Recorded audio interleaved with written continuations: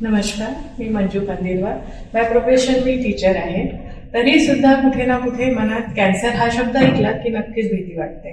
तसंच बरेच दिवसापासून सुरू होतं की आपल्याला या चिटणीस ट्रस्ट थ्रू काही माहिती मिळाली होती की आयुष्यवती अवेअरनेस कॅन्सर प्रोग्राम हा राबवला जाणार आहे आणि मला तिथे जाऊन काही टेस्ट करायचे आहे.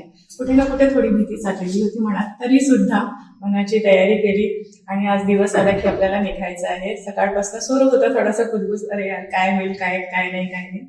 पण व्यवस्थित त्यांनी आम्हाला सोय दिली की बसनी जायचं आहे. चिटणीस ट्रस्टने आम्हाला बसनी इथे नॅशनल इन्स्टिट्यूट ऑफ कॅन्सरला आणलं, व्यवस्थित सोडलं. तिथलं एंटर झाल्यानंतर थोडी भीती वाटली, पण जसं काही आपण एंटर झालं त्याच्यानंतर सगळ्यात आधी डॉक्टर मॅमनी आम्हाला सगळ्या गोष्टी सांगितल्या.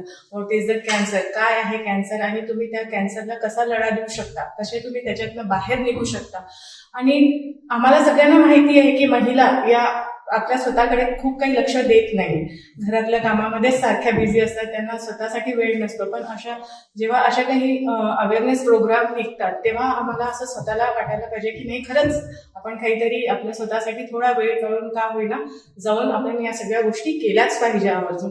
आणि जेव्हा त्या मॅडमने आम्हाला या सगळ्या कॅन्सरबद्दल ज्या महिलांमध्ये होतात, लाईक वजायनल कॅन्सर असेल किंवा ओरियन कॅन्सर असेल, ओरल कॅन्सर असेल, या सगळ्या गोष्टींची आम्हाला त्यांनी पुरेपूर एकदम सविस्तर माहिती दिली. Breast cancer also nowadays it is very popular. पण सगळ्या गोष्टींची जेव्हा त्यांनी माहिती दिली त्याच्यानंतर कळलं की नाही, करायला पाहिजेच. एकदा स्वतःबद्दलची माहिती घ्यायलाच पाहिजे आणि आम्ही ती सुरुवात केली. त्यांनी प्रत्येक गोष्टीला, प्रत्येक टप्प्याला आम्हाला गाईड केलं की नाही तुम्ही आता हे करायचंय, ते करायचं, आणि एकदम प्रॉपर वेनी त्यांनी सगळ्या गोष्टी आम्हाला करून दिल्या आणि खरंच खूप चांगलं वाटलं.